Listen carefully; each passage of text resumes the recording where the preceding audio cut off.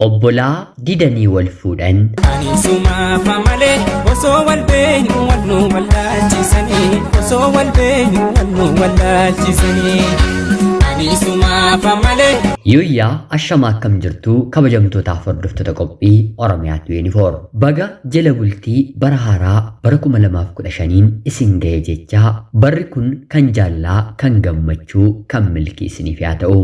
Guyyaa har'aallee seenaa addunyaalessaa keessaa kan nama barsiisu isiniif qabadheen dhiyaadheeraatii hanga xumura qophii kanaatti laayik, sheerii fi sabskiraayib gochuun na waliin tura.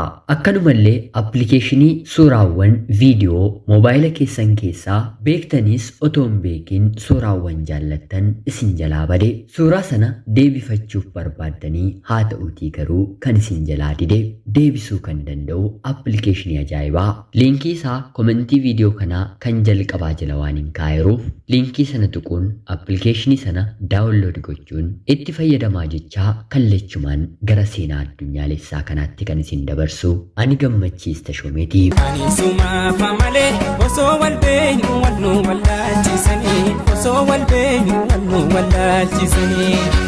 Ani sumafa malee. Baay'ee wanta fagoo jiru nitti fakkaachuu ni danda'a.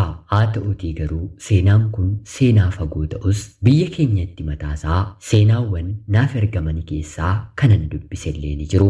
Ilma dhiiraa haadha isaa waliin jiraatu tokkotu ture. Abbaan isaa erga boqotee bubbuleera. Haati isaa waggoota muraasaaf erga of bira isa jiraachistee booda isheen illee guyyaan ishee geessee addunyaa kanarraatii ni dabarti. Maarreegaa carraan mucaa kanaa firoottan yoo qabaate firoottan isaa biratti guddachuudha mitiire. Firoottan isaa walitti qabamanii waa'ee mucaa kanaa yeroo mari'atan obboleessi abbaa isaa tokko ani intala dubaraa tokkitti waan hin qabuuf yeroon dhaloota isaaniillee naannoo tokko waan ta'eef umriidhaan waan wal gitaniif kutaan barnoota isaaniillee qixxee waan ta'eef ana biratti intala koo waliin haa baratu jedhee firoottan karaa haadhaa karaa abbaa waa'ee mucaa kanaa mari'ataniin amansiisee. Isaanillee tole jedhanii kennanii fi haati isaa boqottee torbee booddee gara mana isaatti fudhatee deeme. Al takka takka sanyii ta'ee namni bifaanillee wal fakkaata mitiire. Intalli namicha kanaa fi gurbaan kun bifti isaanii wal fakkaata. Obbolaa haadhoo gadameessa tokko keessaa bahanii fakkaatu. Namoota itti siqee ilaaleef immoo umurii isaanii waliin yeroo tilmaaman lakkuullee kan itti fakkaatu tokko lama miti. Maarree isheenis obboleettii obboleessa kan hin qabne innis obboleettii obboleessa kabraa kan hin qabnedha mitiire. Bahaaf galmi isaanii kutaan barnootaa isaanii oolmaan isaanii waa hundiyyuu bakka tokko ta'ee maatiin isaanii itti gammadanii barnoota duraan qofa qofaa isaaniitti kan qayyabatanii caalaa amma firii gaarii baay'ee fooyya'aa ta'e galmeessuun isheen tokkoffaa yoo baate inni immoo lammaffaa ba'a. Inni immoo tokkoffaa yoo ba'e isheen tokkoffaa ba'a.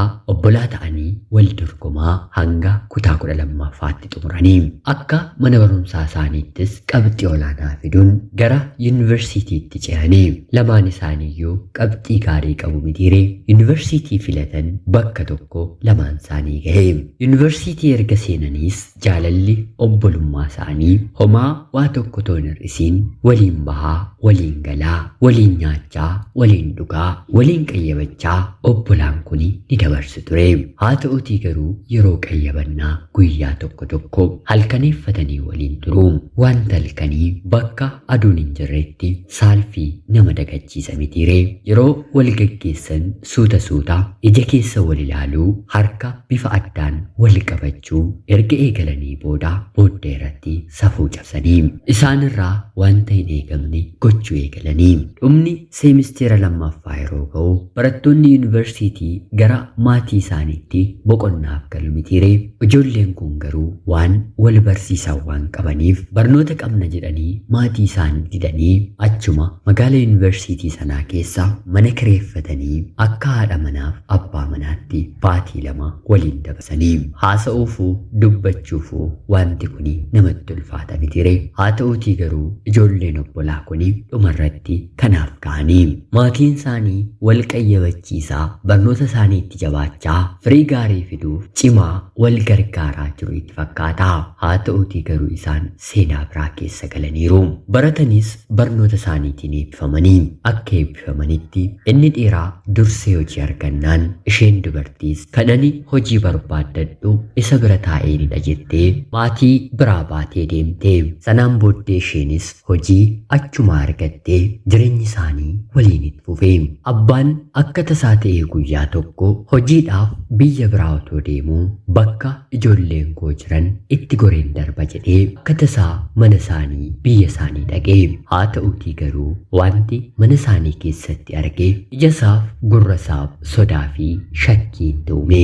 Suuraawwan bifa haadha manaaf abbaa manaatiin mana isaanii keessatti fannifatanii qabu. Guyyaa 2 guyyaa 3 mana sana akka buleenis shakkii isaa mirkaneeffachuu danda'e. Sanaan booddee maalidhaa jedhee yeroo gaafatu lamaan isaaniiyyuu duudaa itti ta'anii dhalanii guddisanii bakka yaadan geessisanii dhabaa masaanuu ta'uun kanuma mitiire. Abbaan abaaree dhalli keessan dhalan ta'iin bultiin keessan nagaan argatiin hiddi keessan hin guddatiin firiin keessan hin baay'atiin yaadni keessan hin milkaa'in karaan keessan hin gabaabbatiin jedhee lamaan isaanii bakka tokkotti abaaree biraa sokkee. Sanaan booddee ture hiriyoonni obbolaa lamaan kanaa maal taatanii kun isa fuudhaa eessatti argitanii eessatti dhageessanii dhiiga tokko taatanii waliin kan jiraattanii jedhanii gorsuu itti dheekkamuu erga yaalanii booda homaa ta'uufii didee ijoolleen kun maatii irraa fagaatanii jireenya jalqabanii.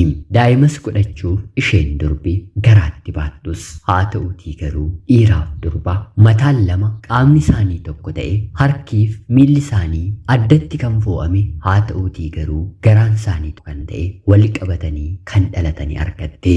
Oduuwwan akkanaa miidiyaawwan garaagaraa irraatii ni arganna mitiire. Saayinsiin fayyaa wanta garaagaraa dubbatus haa ta'uutii garuu baay'inaan uumamuu kan danda'u eeggamsa abaarsamaatii hidda godhatee maxxanee nurratti hafeeni. Kanarraa rabbi nama haa oolchu. Hima diddeen du'an diddu jedhama mitiire. Wal jaallannaan isaanii kana ta'ee manni isaanii nagaan qabu. Jireenyi isaaniis bukaadha. Fira mana isaanii deemanii qabanii haatiif abbaan abaaranii hirmii baafatanii irraa galagalanii. Kanarraa rabbi nama haa oolchu. Abbaa haadha akkoo akaakayyoon kuni sirrii miti kan jedhame marti eeyyeen sirrii miti. Keessumaa dhimma gaa'elaa jaalalaa irratti daandii ofii qorachuun baay'ee murteessaadha. Booddee rakkoo hedduutu uumamuu danda'a. Obbolaa lamaan saalaan faallaa yoo ta'an siree tokko irra ciibsisuun gaarii miti. Booddee wanta duubatti deebi'uu hin danda'amnetu uumamuu danda'a.